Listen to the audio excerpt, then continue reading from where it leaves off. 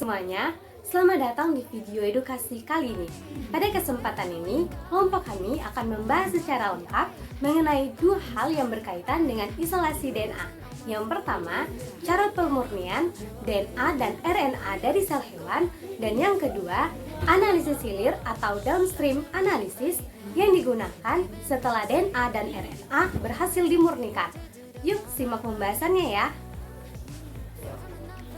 Pada bagian pertama, kita akan membahas mengenai pemurnian DNA dan RNA dari sel hewan. Namun sebelum itu, kita harus mengetahui dulu apa itu DNA dan juga RNA. DNA atau deoksiribonucleic acid adalah molekul yang menyimpan seluruh informasi genetik yang mengatur fungsi dan perkembangan organisme. Sedangkan RNA atau ribonucleic acid berperan sebagai perantara dalam proses penerjemahan informasi genetik menjadi protein, serta memiliki fungsi regulasi dan katalitik. Untuk mempelajari DNA dan RNA secara detail, kita harus memisahkan dan memasaknya dari sel hewan terlebih dahulu, agar bebas dari seluruh kontaminan, seperti protein, lipid, dan enzim yang merusak asam nukleat. Selanjutnya, yang kedua, kita masuk pada tahapan pemurnian DNA dan RNA. Tahapan pemurnian DNA dan RNA ini dibagi beberapa tahap. Yang pertama ada lysis sel. Melisis sel untuk melepaskan DNA dan RNA dari dalam sel. Sel hewan memiliki membran plasma dan membran inti yang harus dihancurkan. Larutan lisis yang mengandung deterjen seperti SDS atau sodium dodecyl sulfat atau Triton X100 digunakan untuk melarutkan membran tersebut. Deterjen ini bekerja dengan cara mengganggu ikatan lipid dan protein pada membran, sehingga membran pecah dan isi sel keluar. Selain itu, enzim protease seperti proteinase K akan ditambahkan untuk mendegradasi protein yang menempel pada DNA dan RNA, sehingga asam nukleat dapat terlepas dengan bersih. Proses lisis biasanya dilakukan pada suhu 55-60 derajat Celcius selama 30 menit hingga 1 jam, agar enzim bekerja optimal dan membran benar-benar hancur. Tahap selanjutnya yaitu pemisah asam nukleat dari kontaminasi. Setelah lisis, campuran mengandung DNA atau RNA, protein, lipid, dan zat lain. Oleh karena itu, untuk memisahkan DNA dan RNA dari kontaminasi, ada beberapa metode yang umum digunakan. Yang pertama, ekstraksi fenol kloroform, yaitu memanfaatkan perbedaan kelarutan DNA atau RNA dan protein atau lipid dalam pelarut organik.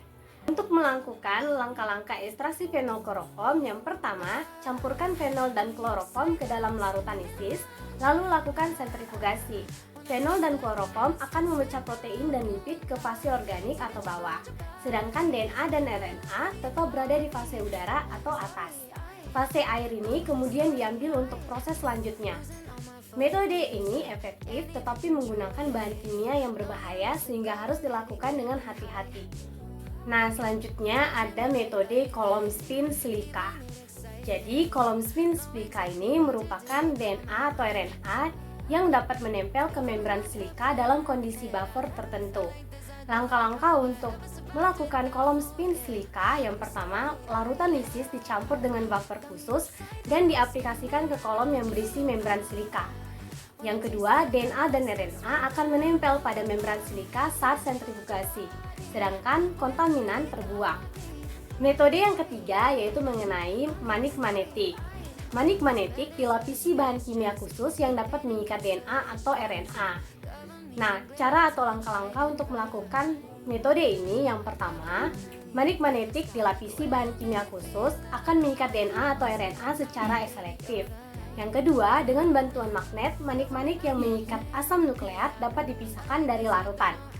Metode ini sangat efisien dan banyak digunakan di laboratorium modern karena prosesnya cepat dan otomatis. Tahap ketiga untuk pemurnian DNA dan RNA dari sel hewan yaitu pencucian. Setelah DNA atau RNA menempel pada kolom atau manekribit, tahap berikutnya adalah pencucian. Pencucian dilakukan dengan larutan etanol 70% atau buffer khusus untuk menghilangkan garam, enzim, dan kontaminan lain yang masih menempel. Pencucian ini penting agar hasil akhir benar-benar murni dan tidak mengandung zat yang dapat mengganggu analisis selanjutnya. Melarutkan DNA atau RNA yang sudah murni ke dalam larutan elusi. Larutan elusi biasanya berupa udara bebas RNA-C atau DNA-C atau buffer TE atau tris-eta yang menjaga stabilitas asam nukleat. DNA atau RNA yang sudah dielusi siap digunakan untuk berbagai aplikasi dan analisis lebih lanjut. Setelah proses pemurnian, tahapan penting berikutnya adalah pengukuran konsentrasi dan kemurnian DNA atau RNA untuk memastikan kualitas sampel yang akan digunakan dalam penelitian. Pengukuran ini umumnya dilakukan menggunakan spektrofotometer seperti nanodrop yang dapat mendeteksi penyerapan cahaya pada panjang gelombang 260 nanometer sebagai indikator konsentrasi asam nukleat. Selain konsentrasi, kemurnian juga dinilai melalui rasio absorbansi. Absorbansi 260 atau absorbansi 280, di mana rasio sekitar 1,8 menunjukkan bahwa DNA berada dalam kondisi murni, sedangkan rasio sekitar 2,0 menunjukkan kemurnian RNA. Bila nilai rasio lebih rendah dari standar tersebut, hal ini menandakan adanya kontaminasi dari protein atau bahan lain yang dapat mengganggu hasil analisis lebih lanjut. Dengan demikian, pengukuran konsentrasi dan kemurnian menjadi langkah krusial untuk memastikan keandalan sampel asam nukleat sebelum melangkah ke tahap eksperimen berikutnya. Selanjutnya adalah downstream analisis atau analisis hilir DNA dan RNA. Yang pertama adalah pengertian analisis hilir. Analisis hilir adalah serangkaian teknik yang dilakukan setelah DNA atau RNA diumumkan untuk mempelajari struktur, fungsi, dan ekspresi gen. Analisis ini memberikan informasi penting untuk penelitian genetika, diagnosis penyakit, dan pengembangan terapi. Kemudian, analisis hilir DNA. Berikut adalah teknik-teknik utama untuk analisis DNA. Yang pertama adalah reaksi berantai polimerase atau PCR. PCR adalah teknik amplifikasi DNA yang memungkinkan penggandaan fragmen DNA spesifik secara cepat dan eksponensial. Kemudian proses PCR terdiri dari 3 tahap. Yang pertama, denaturasi untuk memisahkan 2 untai DNA dengan pemanasan sekitar 94-95 derajat Celcius. Yang kedua, annealing, yaitu primer spesifik menempel pada urutan target pada suhu 50-65 derajat Celcius. Yang ketiga adalah ekstensi, yaitu enzim DNA polimerase mensintesis DNA baru pada suhu 70 derajat Celcius. PCR sangat berguna untuk mendeteksi gen tertentu, mutasi, atau variasi genetik. Selanjutnya adalah elektroforesis gel DNA. Setelah PCR atau isolasi DNA, gel elektroforesis digunakan untuk memisahkan fragmen DNA berdasarkan ukuran. DNA yang bermuatan negatif akan bergerak menuju kutub positif dalam gel agarosa saat dialirkan listrik. Fragmen yang lebih kecil bergerak lebih cepat dan lebih jauh dibandingkan fragmen besar. Hasilnya divisualisasikan dengan pewarna DNA seperti etidium bromida di bawah sinar UV. Selanjutnya adalah pengurutan DNA atau sequencing. Sequencing adalah proses menentukan urutan basa nukleotida dalam DNA. Biasanya menggunakan metode klasik yang adalah Sanger sequencing yang menggunakan dideoksinukleotida untuk menghentikan sintesis DNA secara acak. Kemudian metode modern adalah Next Generation Sequencing atau NGS yang memungkinkan pembacaan jutaan fragmen DNA secara paralel dan cepat. Kemudian informasi urutan DNA sangat penting untuk mempelajari gen, mutasi, dan variasi genetik. Selanjutnya adalah polimorfisme panjang fragmen restriksi atau FLP yang menggunakan enzim restriksi yang memotong DNA pada urutan tertentu. Yang pertama adalah variasi dalam pola pemotongan menunjukkan perbedaan genetik antar individu. Dan yang kedua adalah teknik ini digunakan dalam analisis genetika, forensik, dan pemetaan gen. Kita masuk pada analisis hilir DNA. Analisis hilir DNA melibatkan sebagai teknik penting untuk mempelajari struktur, fungsi serta variasi genetik dalam suatu organisme. Salah satu metode utama adalah reaksi berantai polimerasi atau PCR, yaitu teknik amplifikasi DNA yang melalui tahap denaturasi, annealing, dan ekstensi untuk mengandalkan fragmen DNA secara cepat sehingga berguna dalam mendeteksi gen, mutasi, atau variasi genetik. Setelah fragmen DNA secara cepat sehingga berguna dalam mendeteksi gen, mutasi, atau variasi genetik. PCR atau isolasi DNA elektroforesis gel digunakan untuk memisahkan fragmen DNA berdasarkan ukuran di mana fragmen kecil bergerak lebih cepat menuju kutub positif dan divisualisasikan dengan pewarna DNA di bawah sinar UV. Untuk mengetahui urutan bahasa nukleotida digunakan teknik sequencing, baik metode klasik Sanger sequencing maupun metode modern next generation sequencing yang mampu membaca jutaan fragmen DNA dengan cepat. Selain itu, polimorfisme panjang fragmen restriksi atau RVLP memanfaatkan enzim restriksi untuk memotong DNA pada urutan tertentu sehingga dapat menunjukkan perbedaan genetik antara individu dan digunakan dalam analisis forensik maupun pemetaan gen.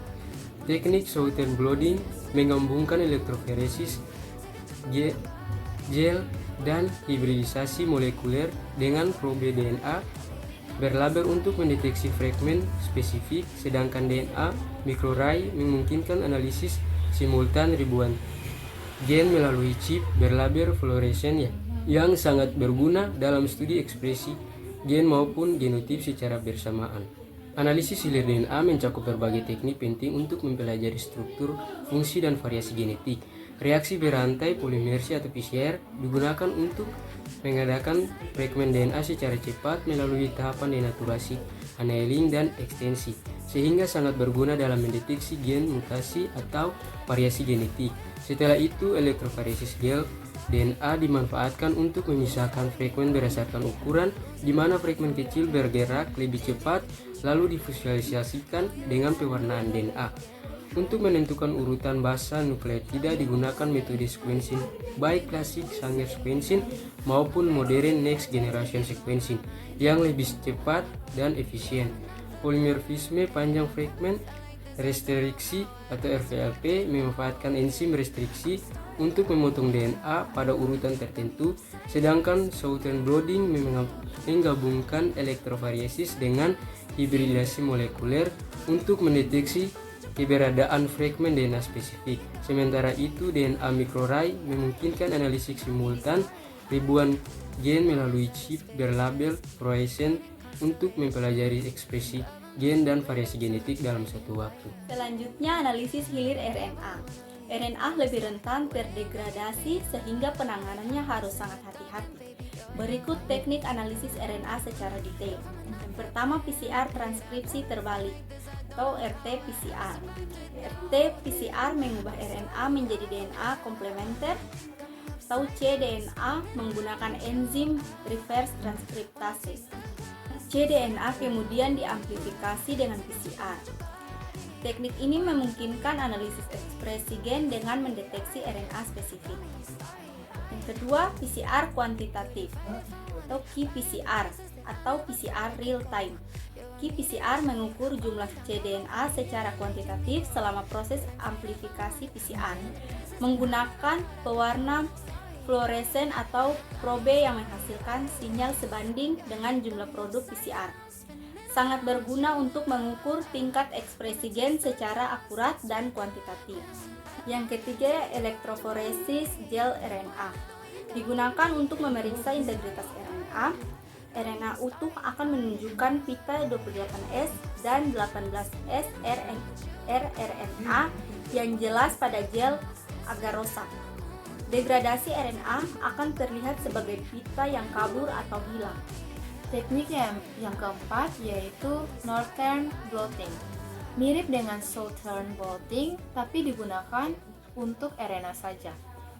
Langkahnya, RNA dipisahkan dengan gel, kemudian dipindahkan ke membran dan dihibridisasi dengan probe RNA atau DNA berlabel. digunakan untuk mendeteksi dan mengukur RNA spesifik dalam sampel. Teknik selanjutnya yaitu pengurutan RNA atau RNA sequencing. RNA sequencing adalah metode next generation sequencing untuk menganalisis seluruh transkriptom, yaitu seluruh RNA yang dibuat di dalam sel. RNA sequencing ini dia memberikan data kuantitatif dan juga data kualitatif tentang ekspresi gen, varian splicing, dan RNA non-coding. RNA sequencing ini sangat ampuh untuk mempelajari tentang ekspresi gen dan penemuan gen terbaru. Teknik yang terakhir yaitu teknik microarray RNA. Mirip dengan DNA microarray, namun probe ini dirancang untuk RNA atau cDNA. Microarray RNA ini dia dapat mengukur ekspresi ribuan gen secara bersamaan, lebih murah dan cepat dibandingkan dengan RNA sequencing tadi. Tapi microarray RNA ini dia kurang sensitif dan kurang detail. Selanjutnya yang akan kami bahas yaitu mengenai downstream analisis aplikasi DNA dan RNA atau analisis hilir.